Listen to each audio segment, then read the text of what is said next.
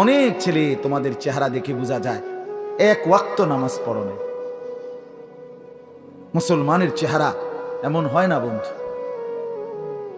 মুমিনের চেহারা এমন হয় না।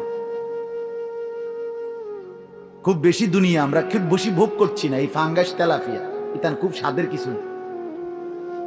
ফার্মের মুরকার কক মুরকা, এই দুন্দুল করলা, ধনিয়া পাতা, কাঁচামরিচ, এই বাস।